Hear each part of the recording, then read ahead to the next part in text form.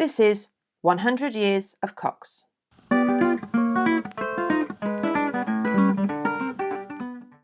You are listening to a podcast by Frances Thompson. I'm telling the story of 10 siblings from the Machel Cox family through the letters they wrote to each other. They were born in England between 1868 and 1884. 7 of them lived in England and 3 lived abroad in the colonies. These siblings are my family. Sibling number 2, Edmund, is my great-grandfather.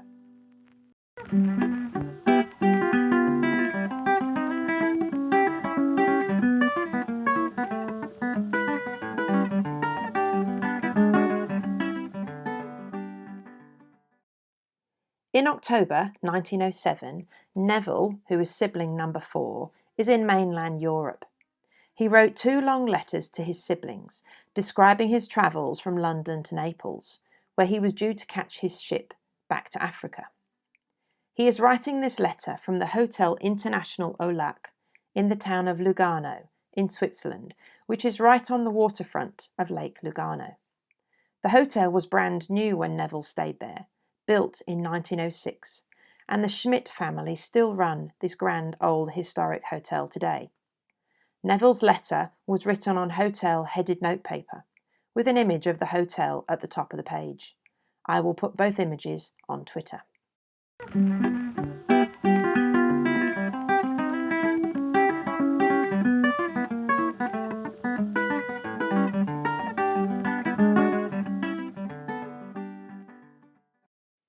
Neville's letter. Hotel International au Lac, Lugano, Switzerland. Wednesday, 23rd of October. Put in by Vera. Dear everyone, I'm going to start a budget letter about my travels. It will be all about me, but it may interest you. Do not expect regular letters from me, but I will try and write about my holiday in England later on. I think I'd better post this as I get it written. I left Sydenham at 6:45 p.m. on Friday, October 18th, and Bernard accompanied me to town. We had a fine dinner at Liverpool Street Station Hotel, and Bernard saw me safely to the train. It was raining when I started, and still kept at it when the through run was finished at Harwich. No delay in getting on board, and the boat was off within minutes. Not many passengers, and a boy and myself had a cabin to ourselves. Bunks were very roomy, but the partitions between cabins only reached within 4 inches of the top, and the consequence was some of the neighbours' conversations was decidedly embarrassing. Please correct this word if I've spelled it wrong. The wind was blowing hard, and it was decidedly rough. I slept till about 2 a.m, and then woke up extremely hot and uncomfortable, but then I slept again until 7:30 when we were called. Had breakfast, which was an extra charge, and then went on deck. We were going up the River Scheldt, with a strong headwind and rain. Country was extremely flat and ugly. As we neared Antwerp, the river was full of shipping, and the quay was an exceedingly busy place. The landing place was a long way from the centre of town, and we arrived 2 hours late. The steward showed me the way to the tram. I gave him 1 franc, and the tram driver 20 cents, as I had 3 packages on the platform. The fare was 15 cents to the central station, a distance of 2 or 3 miles. Streets are mostly narrow and dirty, and all the women, I would not call them ladies, go everywhere without any head covering at all, and the hand carts were all helped along by either 1 or 2 dogs harnessed underneath, dogs larger than a collie. The station is a very fine one. The language is Dutch and French, but I had no difficulty with English. I simply told the tram conductor Gare Centrale, and sat there till he turned me off. I put my bags in the station cloakroom and walked down the town to the cathedral. A charge of 1 franc to see the different pictures, which are shown at certain hours, everyone else being turned out, and then the curtains are drawn up off the pictures. There are several of Rubens, and what struck me as the most curious was how the same faces occurred in them all. Later on, a guide told us these were his 2 wives, etc. But you all know more about the pictures than I can tell you. All but one are painted on oak panels, and in certain lights you can see the joints easily. The various chapels were very fine, and there was some lovely carving, the pulpit being magnificent. I was over 2 hours there, and then I had lunch. It was useless to attempt to see any other pictures in the time available at my disposal, so I went to the zoo close by the station, which was decidedly interesting, and at 5:26 I left for Cologne. The carriage was very comfortable, a corridor train, but I had a family with 2 youngsters travelling in the same carriage as me. The little boy would stuff himself, and then within the half hour he was ... The carriage and my trousers suffered somewhat. As somewhat of a retaliation for the inconvenience and the mess, I immediately began to smoke, and they were rather indignant, as it was not a smoking carriage. Reached Cologne at 11:30 p.m, another splendid station, and went to the Hotel City, which is brand new and exceedingly comfortable. Bed cost 4 marks, hot and cold water in my bedroom, and 2 electric lights, one of which was over the head of the bed, and a telephone. On Sunday I was up at 7:30 and had breakfast, which consisted of a bread roll, butter and jam, with tea or coffee. Breakfast has been just the same in each hotel I have stayed in so far. Went to Cologne Cathedral, which is very magnificent outside. Being Sunday, High Mass was on. The singing was nothing extra, the boys' voices being too shrill, in my opinion. After High Mass, the choir stayed behind and read through some sort of service as hard as they could go. They knelt occasionally, and they went through other various motions, but they were smiling and looking about all the time. The sightseers moved right up to the chancel rails and looked, making audible remarks the whole time. Old men in red stopped any of us going behind the high altar or into the side chapels, and they would not even allow one to ascend the spires, which is allowed, costing 1.5 marks each. I expect it was that only 2 of us wanted to go up the spires. The churches here are very different compared to back home. The inside of Cologne Cathedral, though lofty, is not to be compared with the outside, and was disappointing. I walked through some curious old streets down to the Rhine, which was very narrow. All the streets seemed to be crowded with people. There was a race meeting on in the afternoon. Trams run everywhere. I went into another church, facing the station, which was exceedingly brightly painted and had a lot of gilt everywhere. It was packed with people, and the sermon was going on in German. Hand carts in the street were the same as in Antwerp, with dogs harnessed underneath. It was very cold. I decided it was too cold to go down the Rhine by steamer, so I entrained instead. Started at 2 p.m. for Heidelberg direct. It was a compartment carriage, more comfortable than the Belgian line. It was an exceedingly interesting journey. The Rhine at times was uninteresting, but exceedingly pretty in parts, and I am sure it would be far nicer to do the journey by steamer, although not when it is so cold. I preferred the section from Koblenz to Mainz, rather than Köln to Koblenz. Castles were small and insignificant, but the hills on the right bank were very fine. There were endless, heavily laden barges, drawn by tugs going up and down. A curious thing was that I saw no sign of any stock, of any sort, the whole way. No animals, but many fields of crops. The cultivated land was seemingly divided by furrows, as fences there were none. The Loreley Rock was nothing very much. I should say the Rhine was overrated, but all the same, to my mind, it is exceedingly pretty, and in the summer would be splendid from a steamer.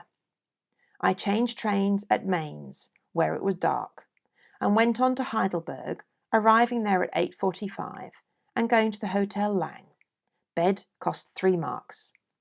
I went to another place first and had to talk a lot of German of a sort, as they could not speak English.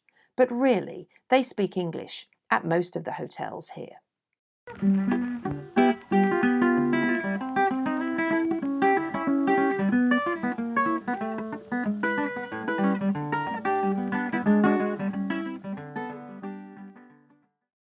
On Monday, I was up at 7, found my key would not work in my Gladstone bag, and after a struggle snapped it off short. Had to send bag to be opened and get a new lock, and it cost me 5 marks before I was finished. Heidelberg is a delightful old place.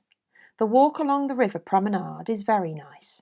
Lots of quaint old streets and houses, and the students in their bright blue, red or green caps of all shapes, which are quite a feature of the place.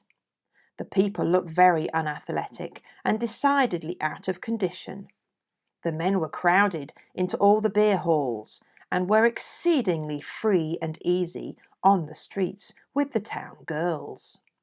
The men were continually capping each other, or rather those who wore the same coloured caps, whether they were accompanied by a lady or not, and it looked very odd. But then it seems quite a custom amongst German men to cap each other, though not all of them do. The Schloss is quite the feature of Heidelberg. Situated high up on the hillside, it has a grand view over the town and the river, and it is the largest ruin in Germany. But it did not strike me in any way as to its great size. I should think Warwick Castle is larger than Heidelberg, and Corfe Castle is a much finer ruin. Of course, the dwelling portion of the Schloss is very large and in fair condition, as it was all repaired about 100 years ago, and then it was wrecked by lightning. One of the towers must have been huge, only 1/4 of which is left, the French under Napoleon having blown it all up. The college gardens adjoining it are really very fine. Some lovely walks and views. It is all trees of every sort and variety, and is kept up by the government. Descending into town again, I went into the Jesuit church, a large, lofty place, very highly decorated, but nothing striking. The old streets and houses were very interesting. In summer, when the river is full, steamers go a considerable way up the river, which must be very pretty. The town is decidedly worth visiting and stopping for a day or two. I left at 3:43 for Basel, on a comfortable compartment train. Country was uninteresting, weather was lovely. Reached Basel, in Switzerland, at 8:15 p.m, which is a splendid station. Went to the Park Hotel and was very comfortable. Bed was 3 francs. On Tuesday, I was up at 7. It was thick fog, and I caught the 8:40 a.m. train for Lucerne. Corridor train, Italian carriages and very roomy. But the lavatory was a perfect pigsty. Nothing in it. No towel, no soap, nothing. The fog lifted just before we reached Lucerne, and Mount Rigi and Mount Pilatus, with the snow caps beyond, looked very fine. Arrived at Lucerne at 10:15. Fine, roomy station. Went to the Hotel Rutli, left my bags, and then had a walk through the town. The old covered wooden bridge was very interesting, and every 10 yards, where the rafters meet overhead, is a triangular board painted on both sides, some most curious pictures, which make you walk with your head up to the danger of other pedestrians. Bridge goes slanting across the river. I saw the Great Lion and was disappointed. More curious old streets. The lake looked very pretty. After lunch, I found I had time to take the steamer to Witznau and then rail up the Rigi and be back by 7:45 p.m. So, as I was one day ahead of my time, I decided to stay over. Not many on the steamer. Only 7 of us went up the cog railway, which took over 1 hour. views continually changing the higher one got, till as one neared the summit, all the snow peaks suddenly showed to the south. On the summit, the panorama was very fine. The flat land stretching over the lake right away to the Black Forest and the French Jura Mountains to the northwest was an extraordinary contrast to the southern and southwest and southeast view when all the snow peaks showed. Mount Pilatus in the west looked quite insignificant. The Monk looked like one of the finest, but the Jungfrau only showed a small peak. I needed my field glasses to see some of the peaks well, and I was glad I had remembered to take them. I don't think the view of the snow mountains is to be compared with the Rockies and the Selkirks, the peaks which Wilfred will remember to the east of Creighton Valley in British Columbia, and showing up from the top of the Camel's Hump, a hill behind my cabin, or rather a mountain, were much bolder in outline, with extraordinary and fantastic shapes, regular spires, ridges, etc. The Rockies and the Selkirks from Sugar Lake Mountain were far ahead. Of course, this view in Switzerland embraced far and away more country, as we had mountains all around, and the contrast between north and south were wonderful. The sun set whilst we were up there, and though there was a grand sky, yet there was absolutely no reflection on the snow caps or on the lakes below. I heard others say, "Oh, how lovely," etc., but I was greatly disappointed. Arthur would have enjoyed the sky. It was turning very cold before we went down. Reached Witznau at 6:40 p.m. and the steamer was waiting. The best thing of the whole lot now occurred. When we were in the middle of the lake and about 2 miles from Witznau, the sky gradually got lighter behind the Rigi Kulm, and one realised the moon was rising. I watched it through my field glasses, and gradually the outside edge of the moon showed over the summit, and almost directly the full moon was showing. It really was glorious, and beat anything I ever saw. I only wish it could have stayed just behind the summit all the time, instead of rising any further. How I wish you could all have seen it. Reached Lucerne at 7:45, had supper, too late for table d'hôte, and went to bed 9:30, rather tired. Up at 7 this morning, Wednesday, in Lucerne. Went round town and bought some photos. A thick, thick mist, nothing at all to be seen. Caught the 9 a.m. Paris-Milan express to Lugano, and here I will stop and end my first instalment. I find it rather lonely at times, but am enjoying myself very much. Have got on all right so far, without any language but English. I found that as long as one knows how to count in German and French, one can do all right. I will tell you all something which will amuse you. I got rather mixed up at the post office, and I asked for 2 timbres postales, ein für 25 centimes, et 2 pour 10 centimes. The clerk was amused, and asked me in broken English if I always talked that way. Of course, a knowledge of French and German is more useful, but is not really essential unless you get off the beaten track. It is 10:30 p.m. Good night from Lugano in Switzerland. I will post this tomorrow.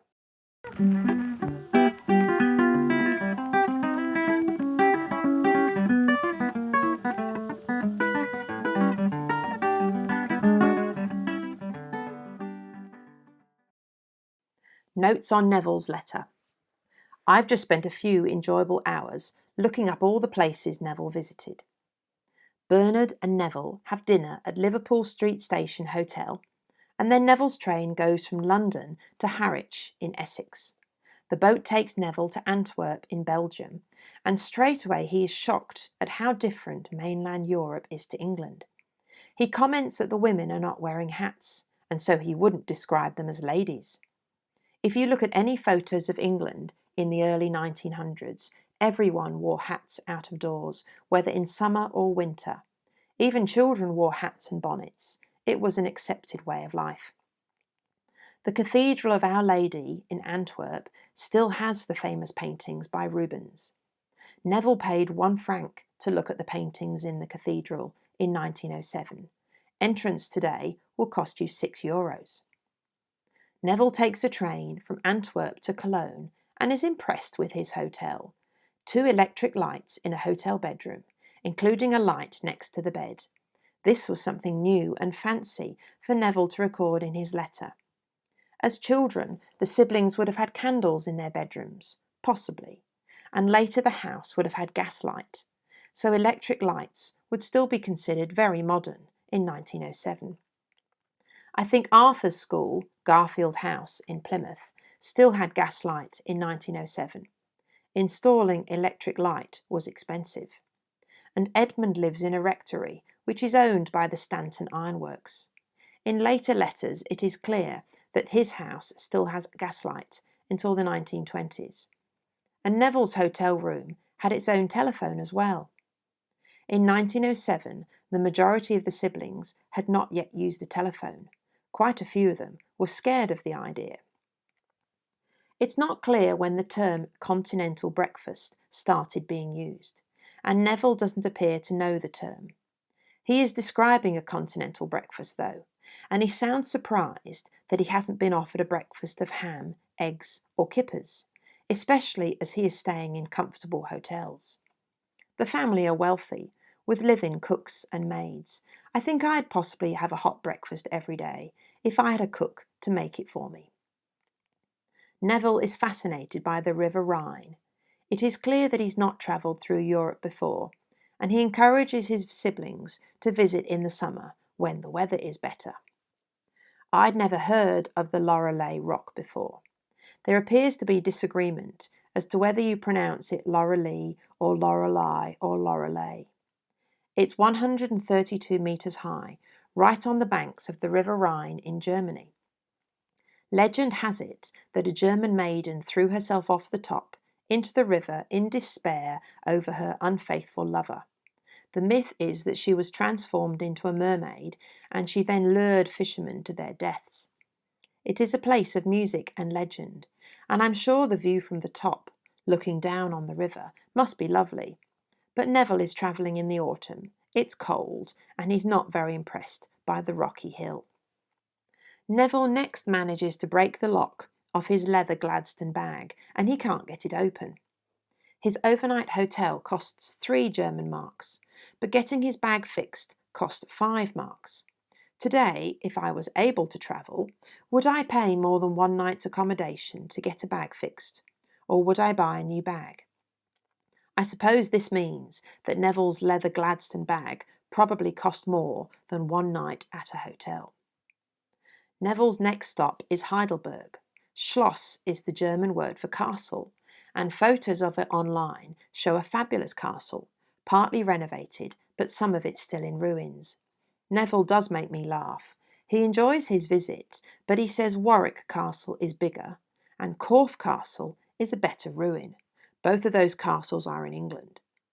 Tourism was clearly well established by 1907, and there were a lot of steamers on the Rhine.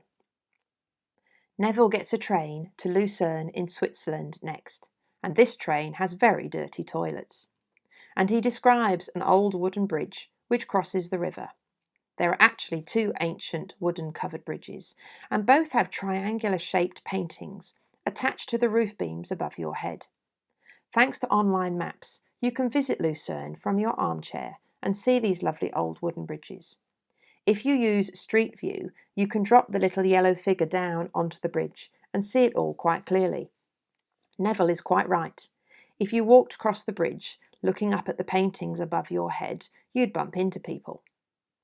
I've just been enjoying the 360-degree views from the top of Mount Rigi, using Street View, and the views of the surrounding mountains are indeed breathtaking.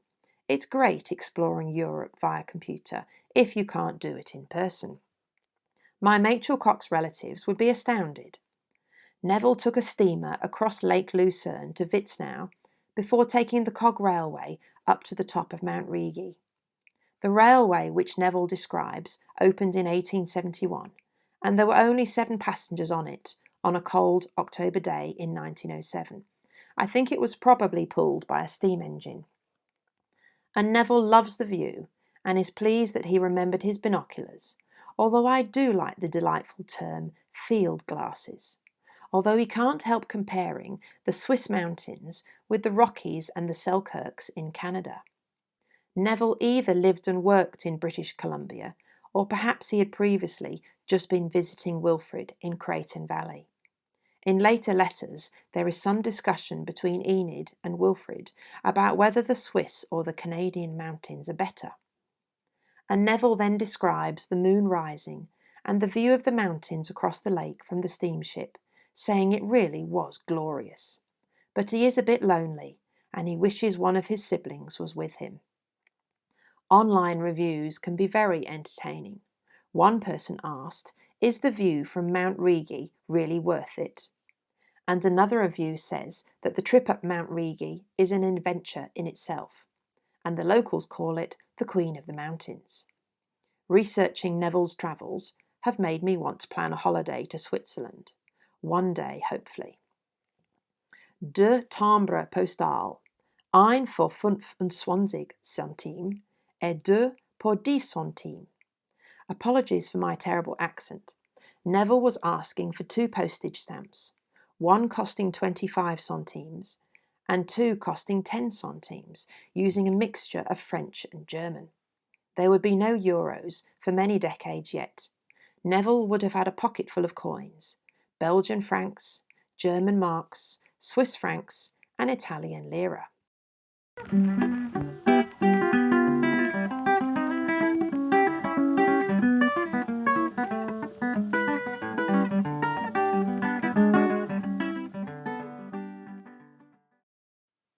Neville is now staying at the Hotel International au Lac in the town of Lugano, which is right on the shores of the lake, and the hotel is still there today.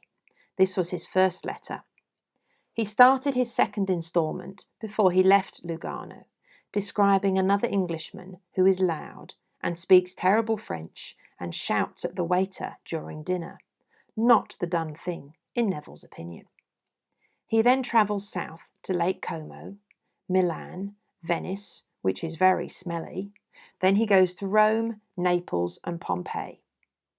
He takes 2 tours run by the early travel agent Thomas Cook, also including how much his tour cost and whether he recommends it or not. I will read the second part of Neville's European travels in the next podcast episode. 100 Years of Cox. The Machel Cox budget letters and all content is subject to copyright and belongs to both myself and the Bodleian Library in Oxford. Machel Cox Letters is on Twitter, where I share budget photos, sketches and interesting bits and pieces. If you have any questions, please write to me, machelcoxletters@gmail.com. You have been listening to 100 Years of Cox. Thank you for listening.